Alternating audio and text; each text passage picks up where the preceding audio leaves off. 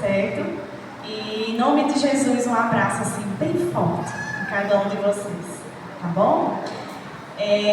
Quando André fez o convite, ele disse que a mensagem do santuário para os nossos dias, e eu pensei assim, que responsabilidade, né? É uma responsabilidade muito grande. Mas por que estudar sobre o santuário? Por que, meus irmãos? Por que é importante estudar sobre o santuário? Quantos amam Jesus aqui? Quantos? Louvado seja Deus. E o santuário é Jesus em símbolos. Por isso que a gente precisa estudar.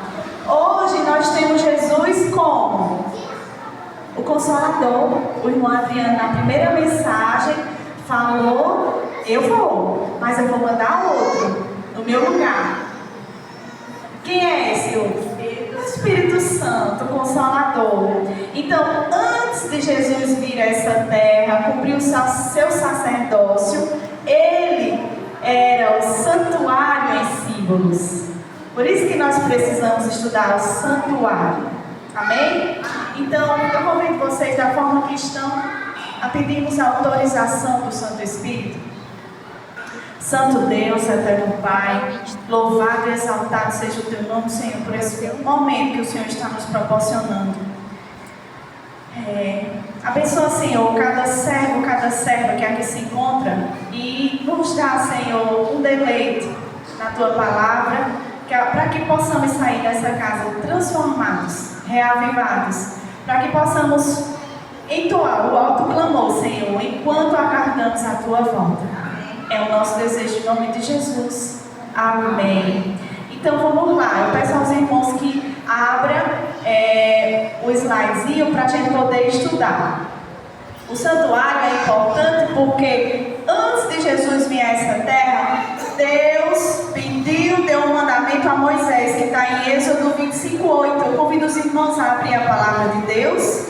Êxodo 25:8. E Deus fala, o Senhor Deus fala com Moisés. E o que é que diz em Êxodo 25:8? Eu queria convidar a igreja a ler comigo esse verso. Êxodo 25:8. Está aqui na tela, está pequenininho, mas acredito que dá para ler, né? Então vamos lá. E me farão um santuário para que eu possa habitar no meio deles. Deus quer habitar entre nós, sim ou não? Amém, Ele quer estar entre nós. E essa aqui é uma miniatura do modelo do santuário. E ao redor dele estavam quem? As 12 tribos de Israel. E hoje a gente tem um santuário, sim ou não? Sim, o Espírito Santo. Então nós estamos abraçados por Jesus da mesma forma que as 12 tribos de Israel estavam. E hoje a gente vai entender um pouquinho. Pode passar, por favor, Gel. Lá no santuário, como já vimos, é Jesus em símbolo. Jesus é quem? Jesus é o Evangelho. Então, o Evangelho em símbolos, está aqui uma miniatura. E lá no pátio havia, vou ilustrar aqui para vocês, haviam os animais, os sacerdotes acolhiam as ofertas, mas acontecia um ritual todos os dias. Quem sabe os horários? Quem sabe? Às 9 e às 3 da tarde. Por que, meus irmãos? Por que nesses horários? Porque Jesus foi crucificado às 9 da manhã. E ele morreu que horas?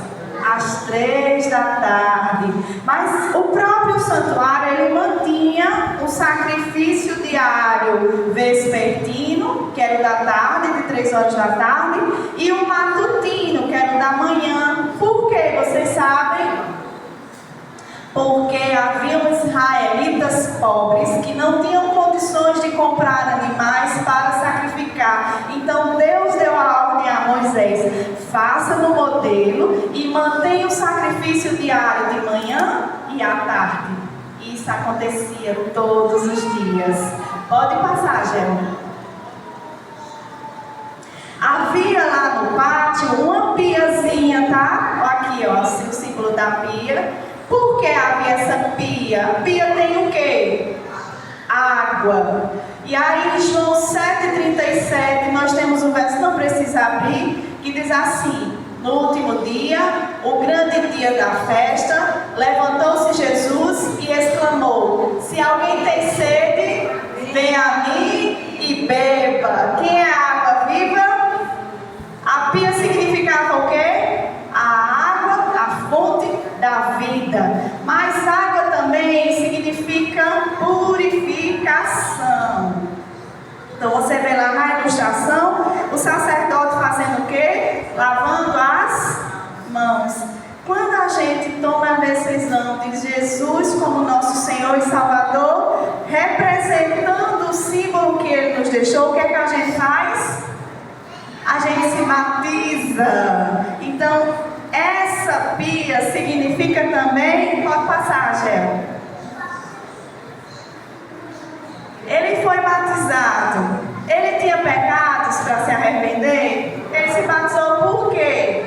Para que nós tivéssemos o exemplo dele. E em Mateus 16, ele disse o quê? A igreja toda lê comigo. Quem crê e for batizado será salvo. Quem, porém, não crê será condenado. Então essa Bíblia, essa pia significava o quê, meus irmãos? A purificação por intermédio de quem? Jesus. Nós podemos ser salvos por nós mesmos? Não. Então a pia significa que Jesus é que nos purifica do pecado, da justiça e do juízo. Amém? Havia também um altar de holocausto. Um dos animais eram sacrificados, queimados. Então, por que existia esse holocausto? Lá em Hebreus 9, até uma irmã, quando eu cheguei, me perguntou: se eu quiser estudar pelo santuário, onde é que eu procuro? Hebreus 9, capítulo de Hebreus 9, 10, é sobre o santuário. Então, vamos lá. Hebreus 9, 13 e 14 diz o seguinte: portanto, se o sangue de bodes, aqui era sacrificado o quê? Bodes, bois, touros, pombas. Se o sangue de bodes, de touros e a cinza de uma novilha, aspergido sobre os contaminados, os santificam, quanto mais purificação da carne, muito mais o sangue de Cristo, que pelo Espírito Eterno a si mesmo se ofereceu, sem mácula a Deus, purificará a nossa consciência de obras mortas, para servirmos ao Deus vivo. Então esse sacrifício, esse queimado dos animais, era o holocausto. Antes de Jesus vir, simbolicamente, os animais eram sacrificados que horas? Às 9 e às 3. Mas Jesus foi um sacrifício perfeito. Por isso que não precisa mais sacrificar. Porque Ele fez tudo. Lembra da palavrinha que Ele disse? Está consumado. Ele fez tudo por nós. E agora a gente sai do pátio e a gente vai para o lugar santo. O que é que tem no lugar santo? É um lugar muito especial, meus irmãos. Havia lá no lugar santo 3 utensílios. Lá na foto você está vendo que era um candelabro com quantas luzes? Quantas lâmpadas? 7. Por que 7? Número da perfeição, número de Deus. A gente vê várias vezes, inclusive em Apocalipse, os 7 Espíritos de Deus. Havia também uma mesa que chamava de propiciatório, que era para os pães da propiciação. Quantos pães tinham lá? Alguém sabe? 12. Todos os sábados o sacerdote trocava esses pães. Por quê, meus irmãos? Vocês sabem? Por que 12? As 12 tribos de Israel. Muito bem. Então a cada sábado o sacerdote vinha e trocava os pães. Havia também outro, o altar de incenso, caiu aqui. Por que havia esse altar de incenso? Vocês sabem?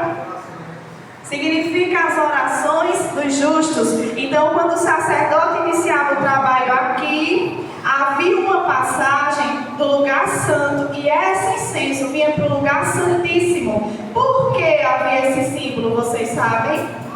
Vocês sabem por quê? Talvez eu esteja falando para alguém aqui que tem dúvidas em relação à intercessão, que acha que pode interceder, pedir a intercessão de um santo. Algumas denominações usam a mãe de Jesus como intercessora. Por que é importante estudar o santuário? Porque é no santuário que nós descobrimos que só há um mediador entre Deus e os homens, Cristo Jesus, o homem. Adianta pedir a santos? Os santos somos nós. Nós somos os santos de Deus. A Virgem Maria é especial, por quê? Porque foi escolhida, separada por Deus para gerar o Salvador desta terra. Mas ela não pode interceder por ninguém. Entenda, só Jesus pode interceder por mim e por você junto ao Pai que está no céu. Em João 6,35, Jesus declarou, pois, eu sou o quê?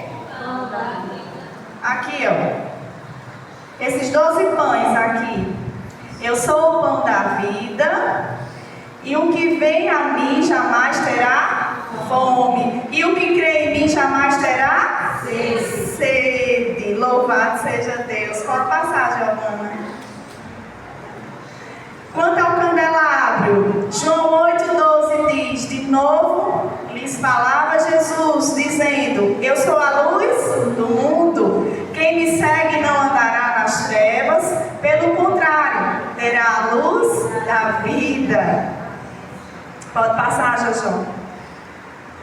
Altar de incenso, Apocalipse 6, 5, 8. E quando tomou o livro, os 4 seres viventes e os 24 anciãos postraram-se diante do Cordeiro, tendo cada um deles a harpa e taças de ouro cheias de incenso, que são as orações dos santos. Quando você ora a Deus em espírito e verdade, quando você entrega seu coração contrito a Ele, as suas orações alcançam o incenso do céu.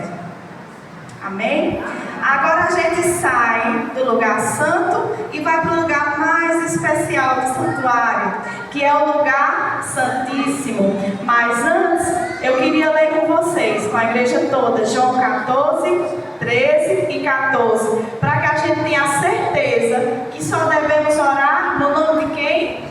Jesus. Então vamos deixar a Bíblia falar conosco. E tudo que vocês pedirem em meu nome, para que o Pai receba glória por meio do Filho, qualquer coisa que vocês me pedirem em meu nome, eu farei. Amém. São palavras do Senhor, é instrução santa. E se Ele disse, nós devemos orar no seu nome. Agora a gente sai do lugar santo e vai para o lugar santíssimo. O que é que havia no lugar santíssimo, meus irmãos? A Arca da Aliança. A Arca da Aliança. A Arca da Aliança, ela fala muito ao nosso coração. Passa, Jorge, por favor. Eu queria dar uma pausa aqui para vocês. Antes da gente ler a ilustração ali, a gente tem no lugar santíssimo a arca. Nela, em cima, haviam 2 querubins. Nesse desenho aqui não tem, mas a gente sabe. E esses 2 querubins, um na frente do outro. Havia um dia em que o sumo sacerdote fazia a expiação, o dia da expiação. E quando o sumo sacerdote entrava no lugar, no Santo dos Santos, o que é que acontecia, meus irmãos? Quem lembra? Quem lembra? O Shekinah. A glória de Deus era revelada. E dentro da Arca da Aliança, o que era que continha, meus irmãos? Quem lembra? As 2 tábuas, a vara de Arão, o cajado, né? E o maná. O maná. E aí, meus irmãos, a gente entende que o do lugar santíssimo, eles nos trazem o caráter de quem? De Deus. A sua lei, ela é imutável. Se a lei de Deus é imutável, alguma criatura pode mudar? Alguém tem autoridade na terra de alterar? Pois bem, as duas tábuas, passa um pouquinho, Gel, depois a gente volta para isso. As duas tábuas, eu queria pedir à igreja que lesse comigo um resumo. Não terás outros deuses diante de mim, não farás para ti imagem de escultura, não as adorarás, não tomarás o nome do Senhor teu Deus em vão, lembra-te do dia de sábado para o santificar, honra pai e mãe, não matarás, não adulterarás, não furtarás, não dirás falso testemunho e por último, não cobiçarás. Então, meus queridos, volta para a matéria hoje, Giovana, por favor. Esse é o santuário. Nós já vimos os símbolos, nós já vimos o que acontecia pela manhã e pela tarde, e uma vez ao ano o sumo sacerdote fazia o quê? A expiação de pecados. Mas em Mateus 24:15, quem quiser pode abrir, Jesus nos dá uma afirmação que diz o seguinte: quando, pois, virdes que a abominação da desolação, de que falou o profeta Daniel, está no lugar santo, quem lê, atenda.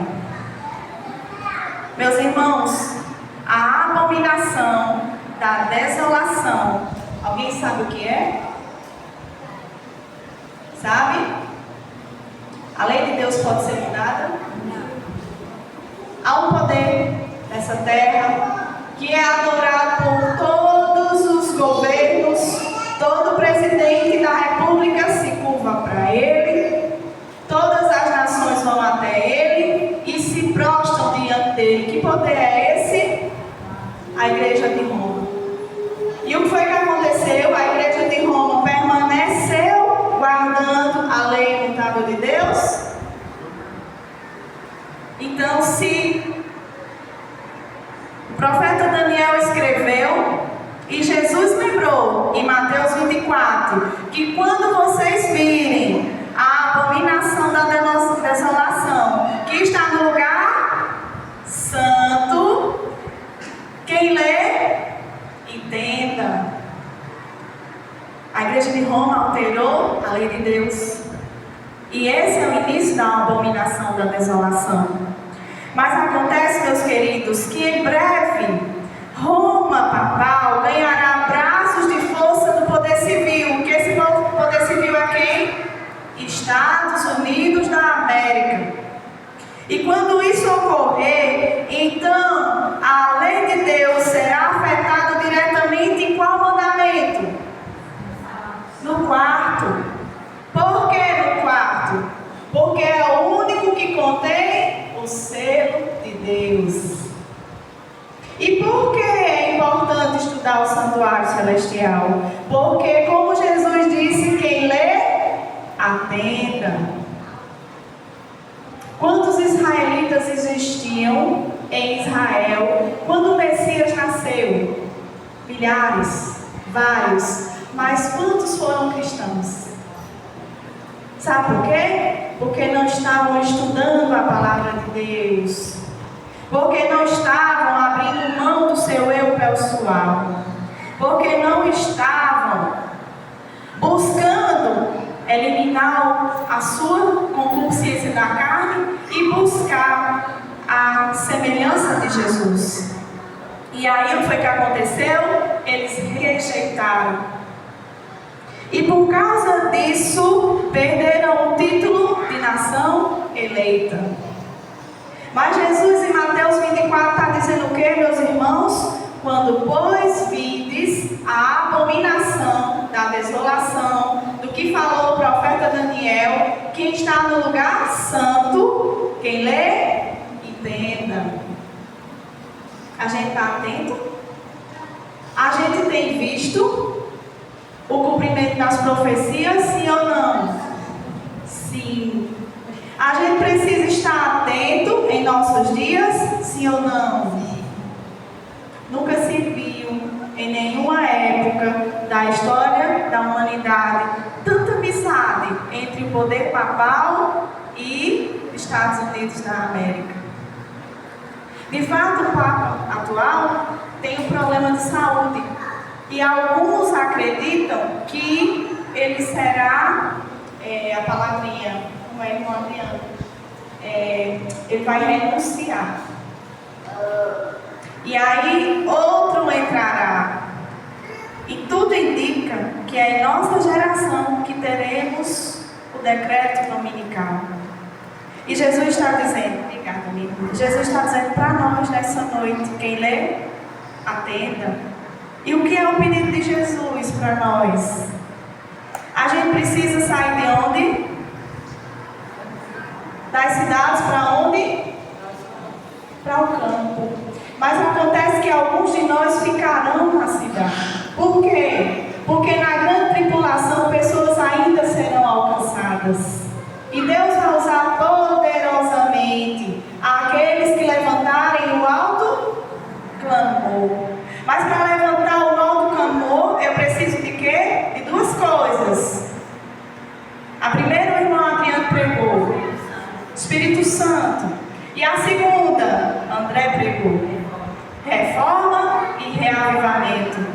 Para eu começar o reavivamento, eu preciso de reforma. Não se começa a reforma sem reavivamento.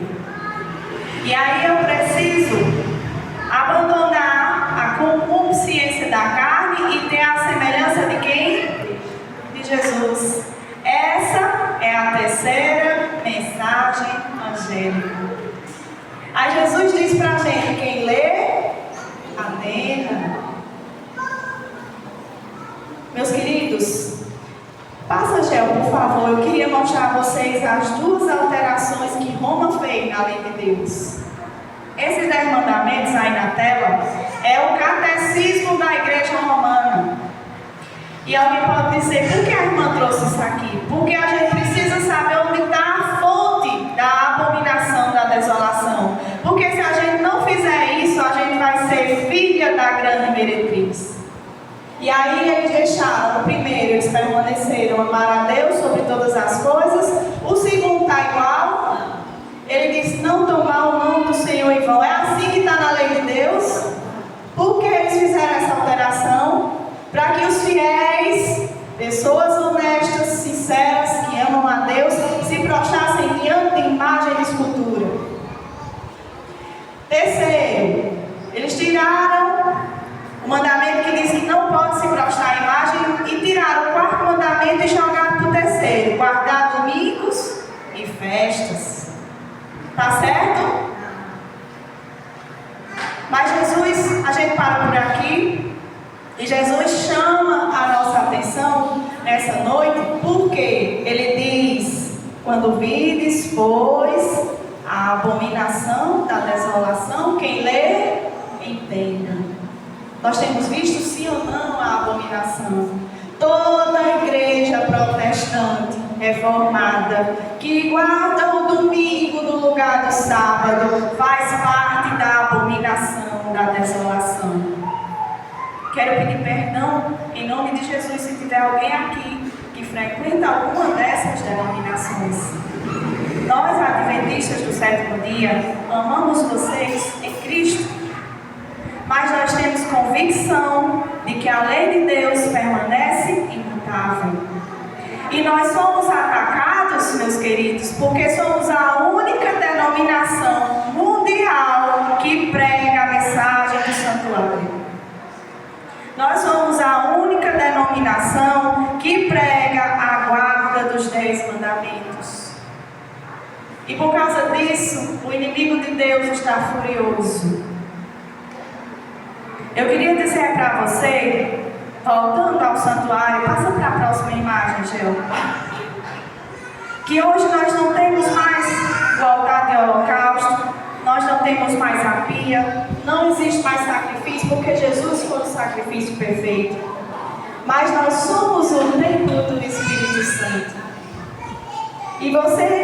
tem o santuário para ir até lá se prostrar e adorar, mas você é o próprio santuário. Quando você abandona vícios, quando você faz a reforma de saúde, quando você deixa de cobiçar as coisas alheias, quando você ama seu próximo como a si mesmo, quando você guarda o quarto mandamento, quando você ama a Deus sobre todas as coisas, você é o santuário de Cristo na terra. E eu queria falar uma mensagem muito especial para alguém que esteja aqui na casa de Deus essa noite, que ainda não cumpriu o segundo símbolo do santuário, que está na pia batismal, que é declarar diante de Deus e dos homens que Jesus é teu Senhor e Salvador. Se existe alguém que ainda não tomou essa decisão aqui essa noite, eu rogo em nome de Jesus que faça com urgência, porque amanhã pode ser tarde demais. E nós precisamos estar preparados, estudando as Escrituras do Novo e do Velho Testamento, rendendo a Deus, dando a Ele a glória e o louvor, porque é chegada a hora do seu juízo. E esse momento ele está exatamente no lugar santíssimo, em expiação das almas que se foram, daqueles que aceitaram a Ele e que morreram, e também iniciando a expiação dos pecados de todos os cristãos vivos na terra. E quando Ele concluir esse ministério, as 7 trombetas serão tocadas. E durante uma semana, Jesus virá a essa terra com todas as hostes celestiais para juntos, nas nuvens, contemplarmos face a face. E quando esse dia chegar, Jesus vai enxugar do teu rosto cada lágrima. Jesus vai restituir aquela pessoa que você ama, que partiu. A promessa de Deus é tão linda que Ele prometeu que restituirá às mães os seus bebês perdidos. Eu tenho quanto tempo, Tchela?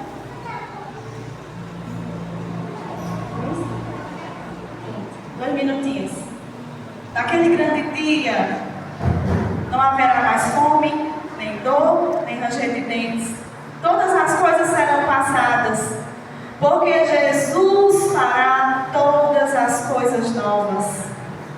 E nós estaremos com Ele, louvando, adorando e bendizendo.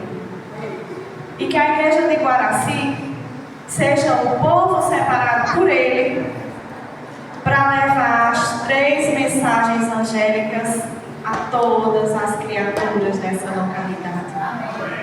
Que vocês continuem firmes, que vocês continuem seguindo adiante, não olhando as barreiras e os obstáculos, mas olhando para o alto, adiante, pois Ele acenderá as luzes para que vocês não andem nas trevas. Se você acredita nisso, por favor, fique de pé e vamos orar ao Senhor.